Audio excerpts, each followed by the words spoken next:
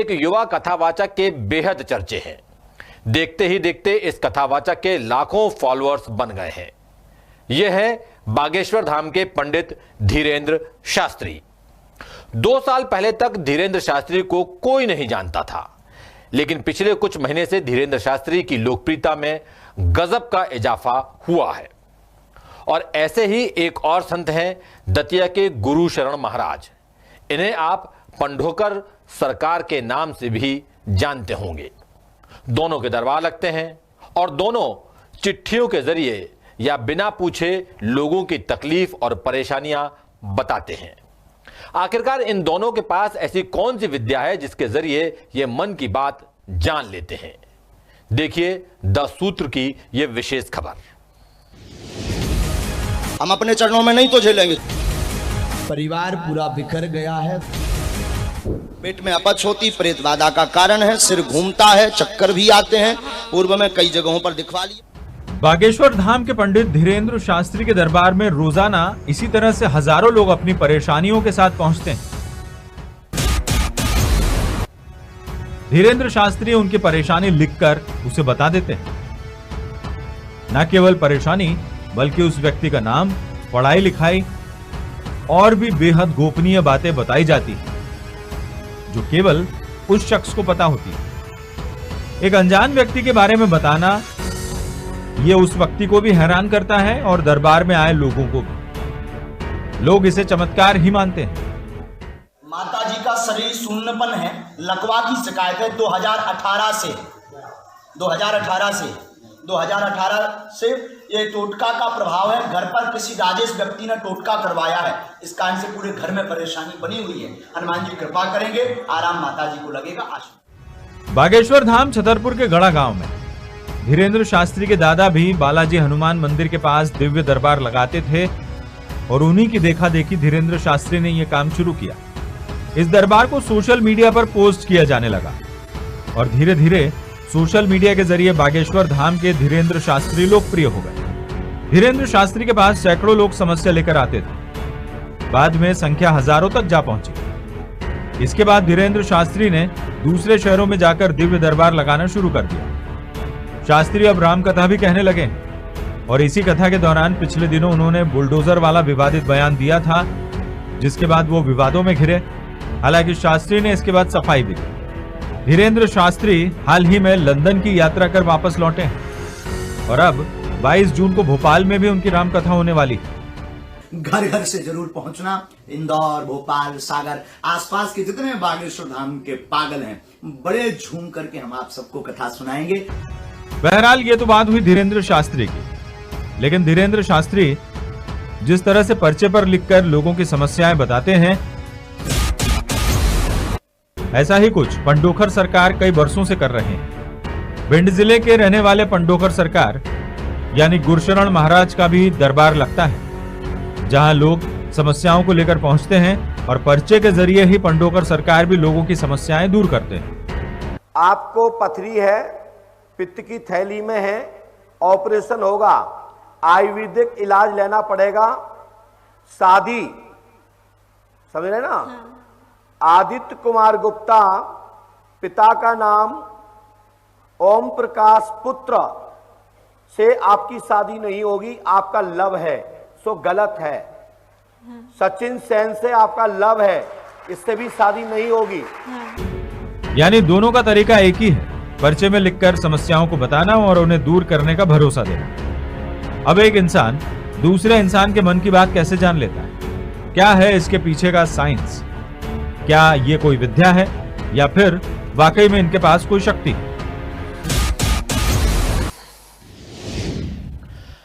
बागेश्वर धाम के धीरेंद्र शास्त्री 22 जून को भोपाल आ रहे हैं और अगले कुछ दिन भोपाल में ही रहेंगे। और जैसा देखने को मिल रहा है, धीरेंद्र शास्त्री के कार्यक्रम में लोगों की भीड़ उमड़ रही है, तो भोपाल में भी बड़ी संख्या में लोग पहुंचेंगे, इसमें कोई शक नहीं है। लेकिन एक और बिंदु है जिसकी वजह से 10 सूत्र ने इस पूरे मामले की पड़ताल की है। एक्सपर्ट से जानने की कोशिश की है हमने। दरअसल इन दिनों बागेश्वर धाम पीठ की पोल खोलने में पंडोकर सरकार जुटे हुए हैं।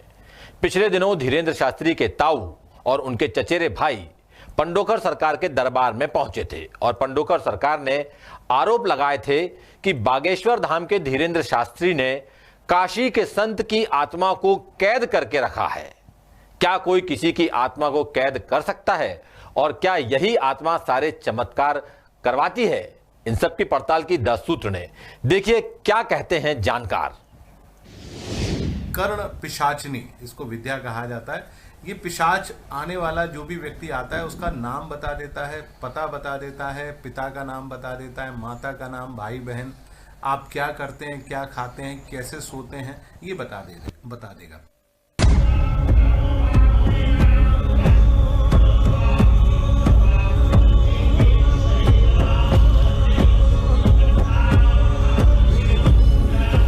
जी हां, कर्ण पिशाचनी विद्या। क्या बागेश्वर धाम के धीरेंद्र शास्त्री के पास यही विद्या है जिसके जरिए वो लोगों के मन की बात जानते हैं? क्या धीरेंद्र शास्त्री ने भी किसी प्रेत आत्मा को अपने कब्जे में कर रखा है?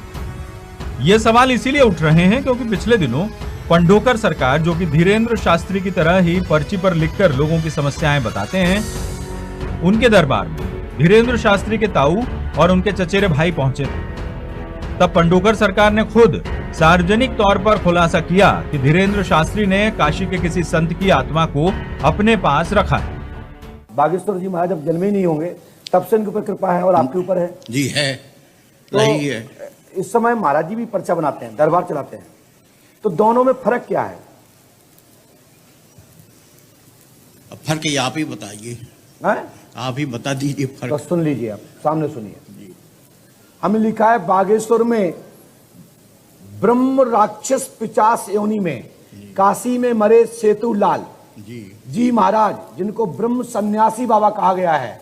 सत्य है जो काशी में जिसकी मृत्यु होती है वह कभी प्रेत नहीं बनता और उसका कभी जन्म नहीं होता जी, बिल्कुल नहीं, और तत्काल मोक्ष हो जाता है। सत्य काश्याम मरणम मुक्ति। हाँ हाँ, बोलिए आप दादाजी। काश्याम मरणम मुक्ति, काशी मरत मुक्ति हेतु उपदेश हुए रामचरितमानस। वाह, बहुत बढ़िया।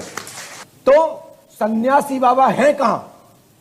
सेतु महाराज जी को उस रूप में प्रोजेक्ट किया गया है और उनकी जो दूसरी आत्मा को, सक्षम आत्मा को, जो एक छोटे सी दुनिया में रहते हैं, 7 तल हैं जी, तल तलातल आती, सातल महातल पाताल, ऐसे ही 7 ऊपर हैं जी। भूर भुआ लोग स्व महाजना तप सत्य। क्या बात है। इनमें एक जो मंडल है उसमें मोक्ष हो जाने पर सूक्ष्म आत्मा रहती है। जब किसी पुण्य आत्मा के यहाँ, किसी के यहाँ भेजा जाता है तब वह आत्मा जाती है। वह सेतु महाराज को अटेंडम तांत्रिक विधि से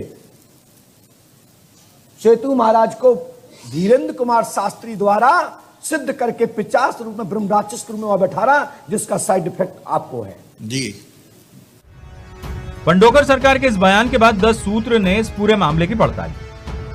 एक्सपर्ट से बात की तो ये निकलकर सामने आया कि कर्ण पिशाचनी विद्या होती है और वो होती है जिसमें पिशाच को सिद्ध किया जाता है। कुछ मंत्र होते हैं, अघोर साधना के मंत्र होते हैं, जिन मंत्रों को आप जपना प्रारंभ करिए तो वो पिशाच आने वाले 11 दिनों के अंदर आपके सम्मुख प्रकट हो जाएगा। तरह तरह से आपको कष्ट देगा। आप यदि कष्ट सह सकते हैं, आप चाहते हैं कि हम जीवन में वो हमारे साथ रहे, तो आप उन कष्टों को थोड़ा सा सहन करिए। 1 से सवा महीने की ये विद्या होती है और फिर यह आत्मा या पिशाच पूरे समय आपके साथ रहता है। इसी के साथ एक्सपर्ट्स का यह भी मानना है कि आत्मा को सिद्ध करने वाले व्यक्ति को उस पिशाच की इच्छाएं भी पूरा करना होती है। यदि वो पिशाच पुरुष है तो पुरुष रूपी बहुत सारी चीजों की वो डिमांड करता है। यदि वो शराब पीता होगा तो शराब भी आपको पिलवाएगा। तरह तरह के जो ऐसे कृत्य हैं जिनको सार्वजनिक रूप से नहीं किया जा सकता, तो वो पिशाच मनुष्य के रूप में आपसे वो कराता है। यदि वो महिला पिशाच आ गई तो वो तरह तरह की क्रियाएं आपसे कराएगी। बहुत सारे भोग जिनको हम नहीं कह सकते, वो उस तरीके के भोग वो कराती हैं। तंत्र साधना के एक और जानकार पंडित हर्ष नारायण गौतम का यह भी कहना है कि इस विद्या को सिद्ध करने में जरा सी भी गलती होती है तो लेने के देने पड़ सकते हैं। कोई भी मंत्र क्यों सिद्ध नहीं होता? उन्होंने कि यार जप कर लिए भाई, उसका सब ध्वनि के संबंध है। इसका मंत्र ध्वनि पूरे उस पे है। यदि उच्चारण सही है मंत्र का तो आपको लाभ मिलेगा, अन्यथा उसका अर्थ का अनर्थ हो जाएगा, तो आपको थोड़ा सा नुकसान भी हो सकता है। इसलिए बिना गुरु के निर्देशन में ये जब तब नहीं करना चाहिए। एक खास बात यह भी है कि जो भी इस सिद्धि को हासिल करता है वो भविष्य नहीं बता सकता, केवल भूतकाल के बारे में ही जानकारी दे सकता है। कर्ण पिशाचिनी विद्या भविष्य नहीं बताती, ना ही वो आपको ये बता सकते हैं कि आपकी समस्या का समाधान क्या है, नहीं बता पाएंगे। कर्ण पिशाचिनी जिसमें वो पिशाच कान में बैठकर आपको बताता रहता है कि बस आपके साथ पहले ये हुआ है। आप इनसे पूछिए कि क्या वो भविष्य बदल सकते हैं? कभी नहीं। वो भविष्य बदलने के लिए आपको नारियल देंगे, सुपारी देंगे या कुछ और देंगे, या कहेंगे कि आप अमुक मंदिर के आप 5 मंगलवार या 5 शनिवार चले जाइए। इसके अलावा उनके पास कोई उपाय नहीं है। उसमें बताते हैं कि भाई आप क्या खा के आए हो, या आप भूतकाल में कोई घटना बता दी, इस टाइप से कुछ सामान्य चीज है। हाँ, वो भविष्य तो नहीं बताएंगे। हालांकि एक्सपर्ट्स का यह भी मानना है कि जो भी इस सिद्धि को हासिल करता है उसका दिल बेहद मजबूत होना चाहिए, तभी इसे हासिल किया जा सकता है। लेकिन जो शख्स सिद्धि हासिल कर लेता है उसके जीवन में सुख नहीं, तकलीफें ज्यादा रहती है। इसका दुष्परिणाम यह होता है कि ना तो मनुष्य का घर सुखी हो पाता है, वैवाहिक जीवन कभी भी सुखद नहीं मिलेगा। जो भी महाराज या जिनके बारे में आप देखते हो उनका वैवाहिक जीवन सुखद नहीं है, घर परिवार सुखद नहीं है, तरह तरह की बीमारियां होती हैं। चूंकि वो पिशाच 24 घंटे आपके साथ रहता है तो वो आपके साथ वैसा ही व्यवहार कराता है जैसा वो स्वयं चाहता है। तो फिर लोगों के आकर्षण की वजह क्या है? एक्सपर्ट्स की राय में लोगों को किसी चमत्कार की उम्मीद होती है, और जब उन्हें यह चमत्कार देखने को मिलता है तो वो इसकी तरफ आकर्षित हो जाते हैं। कई बार पिशाच, जैसे आप चाहें कि साहब हमको मथुरा का पेड़ा ला दीजिए, तो वो पिशाच मथुरा का पेड़ा ला देगा, पान ला देगा। बहुत सारे बुंदेलखंड में खासतौर से पहले जिसको हम गुनिया कहते थे, जो गुनिया पाए जाते थे, वो इस तरह की चीजें बहुत किया करते थे। ये बहुत आम सी पहले विद्या थी, लोगों ने इस विद्या को लगभग छोड़ सा दिया था, परंतु आज के दौर में कुछ लोगों ने इसको सिद्ध कर लिया है। अपने यहाँ तो यार भेड़ चाल है, और वो बहुत बड़े सिद्ध हजारों लाखों आदमी पहुंच जाएंगे। अब क्या सिद्ध है, क्या उन्होंने आपके सामने कुछ करके बताया कि हमने तो क्या वाकई में बागेश्वर धाम के धीरेन्द्र शास्त्री के पास यही विद्या है जैसा पंडोखर सरकार ने कहा कि काशी के संत की आत्मा को काबू में किया हुआ है? क्या इन्हीं संत की आत्मा बागेश्वर धाम के धीरेन्द्र शास्त्री को एक अनजान व्यक्ति की सारे परेशानियां बता देती है? अब सच्चाई जो भी हो, धीरेन्द्र शास्त्री बेहतर बता सकते हैं। लेकिन एक्सपर्ट्स की राय में आत्माओं को काबू में कर इस तरह की सिद्धि हासिल की जा सकती है, लेकिन यह तरीका गलत है और यह केवल तात्कालिक लाभ के लिए होता है, ऐसा इन एक्सपर्ट्स की राय है।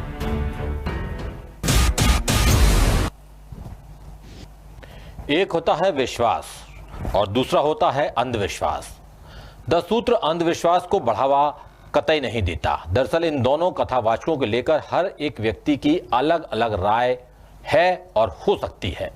कुछ लोग इसे अंधविश्वास मानते हैं, कुछ लोग विश्वास। मगर हमारा मकसद केवल ये बताना था कि मन की बात जान लेने की वो कौन सी विद्या है जो ये दोनों कथावाचक इस्तेमाल करते होंगे। उन्हीं में से एक विद्या के बारे में हमने आपको बताया है, और ये सवाल भी पंडोकर सरकार के आरोप लगाने के बाद उठे हैं। वैसे 100 बातों की एक बात यह है कि सुख और दुख इस दुनिया में हर इंसान के साथ चलते हैं। गीता के दूसरे अध्याय के 14वें श्लोक में श्री कृष्ण अर्जुन से कहते हैं, सुख दुख तो सर्दी गर्मी की तरह है, इनका आना जाना सर्दी गर्मी के आने जाने जैसा है।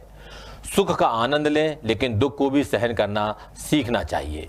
जिसने गलत इच्छाओं और लालच को छोड़ दिया है, सिर्फ उसे सुख शांति मिल सकती है। कोई भी इंसान इच्छाओं से मुक्त नहीं है, लेकिन गलत इच्छाओं को हम जरूर छोड़ सकते हैं। यानी आज सुख है तो कल दुख होगा, और आज दुख है तो कल सुख भी आएगा। गीता ये भी कहती है कि ना भविष्य की चिंता करो, ना भूतकाल का पश्चाताप करो, जियो तो वर्तमान में जियो। और इसी से जुड़ा हमारा